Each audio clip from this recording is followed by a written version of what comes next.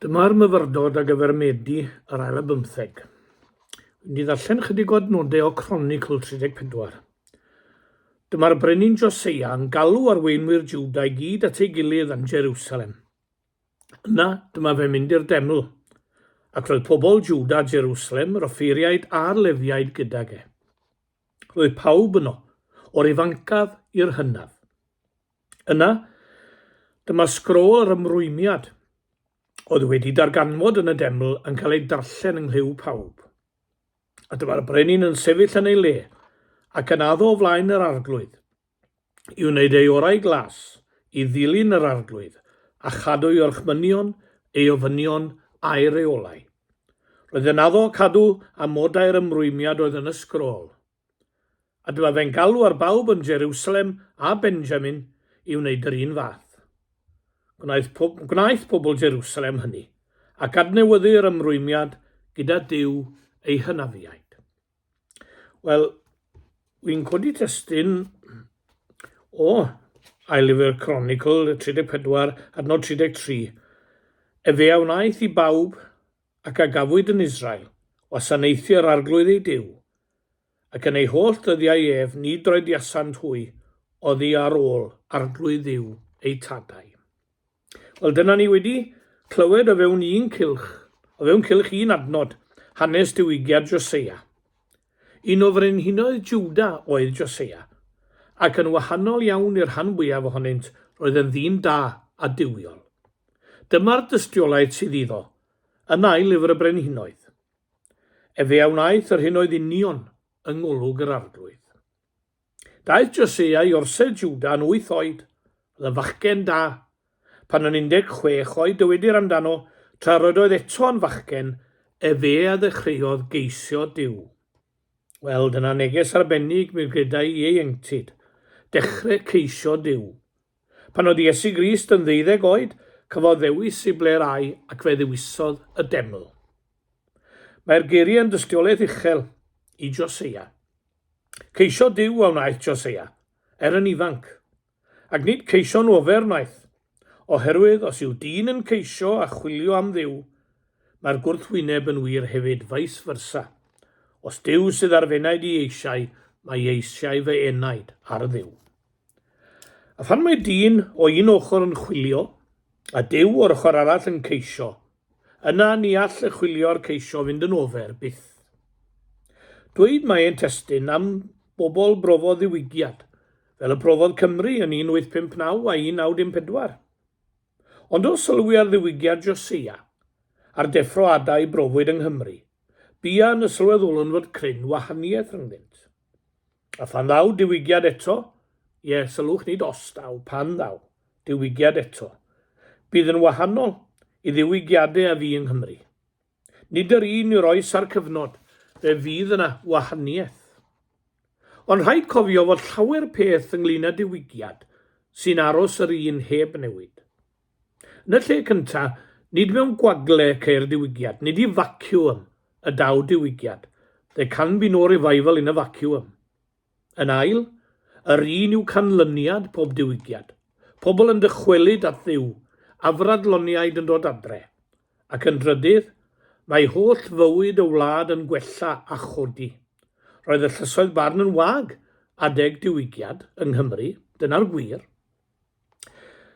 I ddill a modd newid o gyfnod i gyfnod, eto, erys y pethau mawr yr un. Felly gwahoddaf chi fyfyrio ar Ddiwygiad Joseia, gan hyderu y bydd ni ddysgu wrth fyfyrio. Mae i ddyn ei ran mewn diwygiad, cofiwn. Nid ef sy'n creu diwygiad, ond eto, ni ddaeth adfywiad erioed, heb weddi a dyhead amdano. Edrychwn ar yr hanes hwn fel y dysgom. Gadewch i ni sylwi ar yr hanes yma a chanolbwyntio ar rai o'r pethau a welwn yma. Yn gyntaf, gofelid fod amser i addoli, yn gofalu fod amser i addoli, y sul wrth gwrs.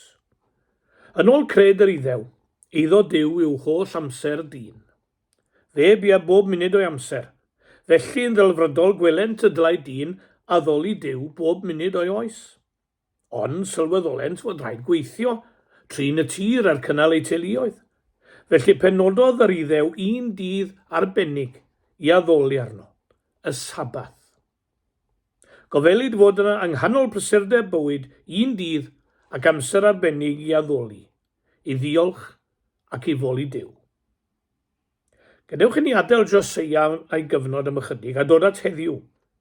Ond ni ddefnyddir y sabath heddiw i bopeth, ond i'w ddiben cywir.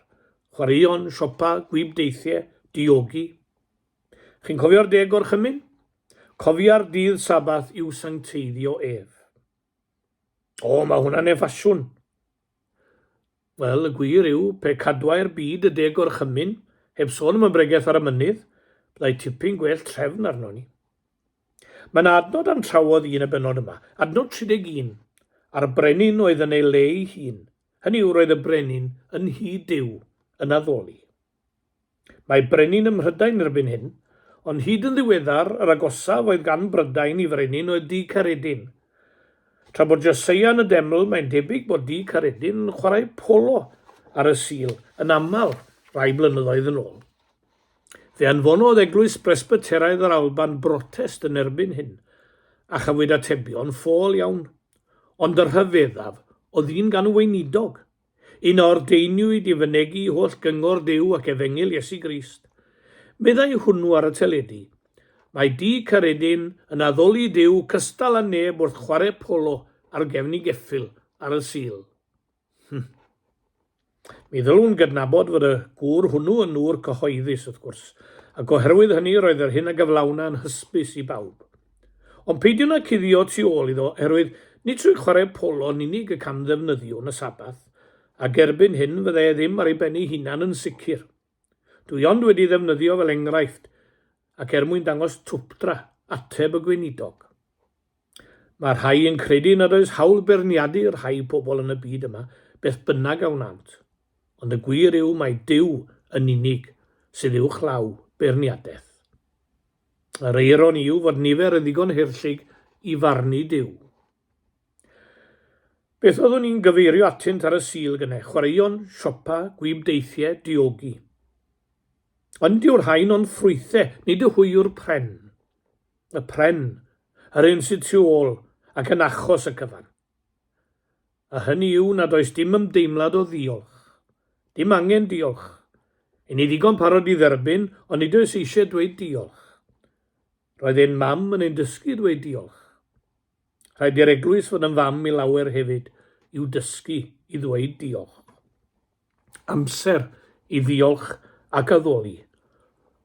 Gofelid am hynny yma.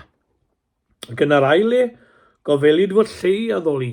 Capel i ni wrth gwrs, gofelid bod lle i addoli. Yr ydym wrth allan y benod yma yn sŵn atgyweirio tŷ Duw. Mae morthwyd y saer a chyn y saer maen i'w clywed yma. Roedd yn twrthu yn cyweirio agenau y tŷ, medda'r awdurdodau, ond gofalu fod yna le i addoli i'r bobl. Dyma ochr arall gofal y bobl hyn, yr ochr faterol. Ceir yma adroddiad manwl o atgyweirio ac o gadw'r deml. Sonir am geidwad y drws yn casglu arian y bobl at y trwsio yma. Ac mae'r manylder yma'n dangos mor bwysig yng ngolwg y bobl yma oedd fod yna le iddynt addoli. Dyna'n harfer ninau wrth gwrs, agor cronfa pan fa angen arian i drwsio neu adnewyddu. Fe ofalwyd gan ein cyndadau hefyd fod lle i ninnau addoli.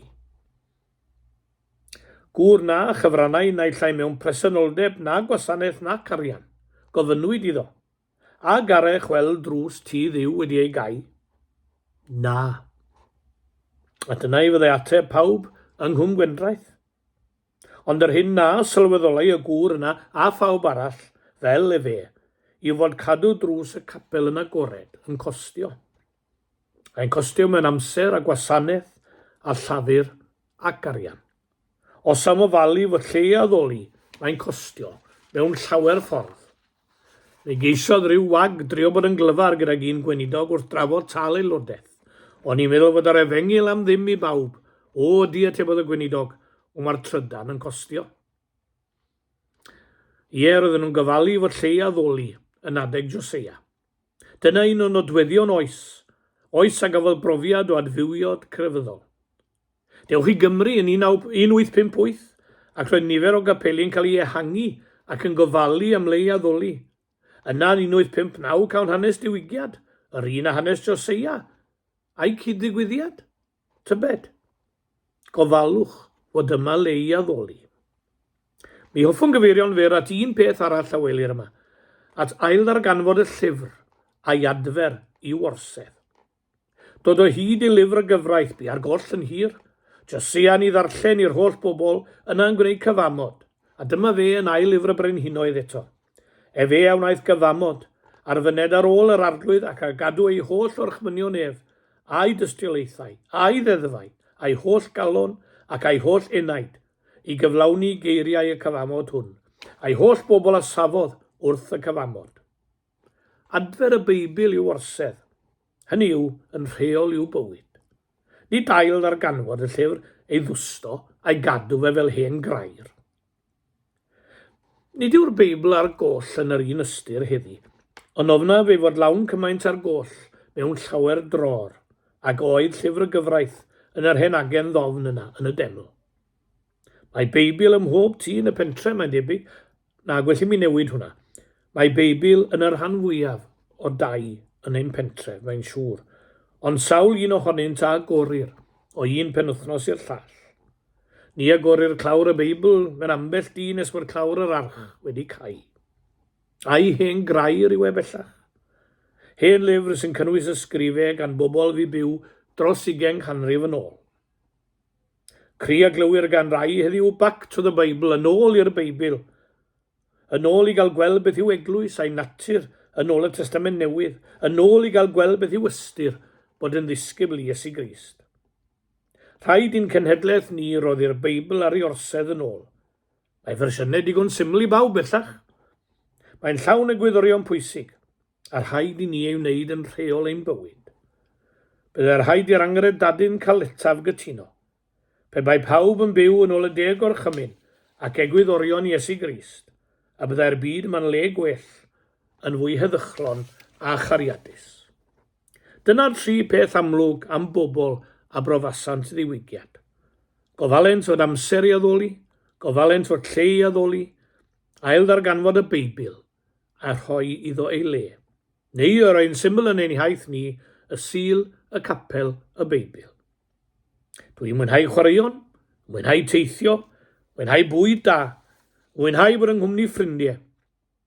Ond dwi'n cyfaddau hefyd y mod i'n mwynhau treulio amser i addoli ar y sil, yma yn y capel, a rhannu o'r Beibl gyda'r teulu. Dyw o'i ras a roddai'n i ddysgu'r wers yma a geir yn yr hanes hwn, fel y gwelwm ninnau afradloniaid yn dychwelyd at ei tad, ac a byddwn ninnau yn gwasanaethu'r arglwydd ein Duw ac yn troedio ar ei olef. Mwyn enw. Gawn ni orffen gyda gair o weddi eto. O Dduw rydym yn erbyn arna ti gofio am rai sydd wedi dioddef yn enbyd o ganlyniad i drychineb naturiol. Cysura'r teuluoedd sydd mewn galar, cynorthwya rai sydd angen gwella o'i clwyfau, ac annog ni Gristnogion y byd i weddio dros y cyfryw rai yma, ac helpu adfer ei byd mor sydyn ac sy'n bosib. Diolch nad yw trychinebau o'r fath yn digwydd yn ein hardal ni, yn bywyd ni'n dawel o gymharu, a maddau ni, os ydym yn achwyn am bethau bach dibwys bywyd. Rydym wedi troi tudalen i gyrraedd tymor yr hydref. Tymor cynheuaf, diolchgarwch a dathlu. Tymor ail gychwyn ysgol a choleg. Tymor o gobeithion ar dechreuadau newydd. Tymor lliwiau eiraid y coed a'r perthi. Tymor diosg y dail a byrhau golau dydd. A thymor paratoi ar gyfer gorffwys y gaeaf.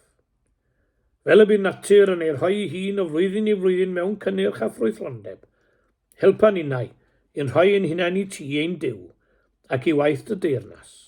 Yn enw'n harglwydd Iesu Grist. Amen.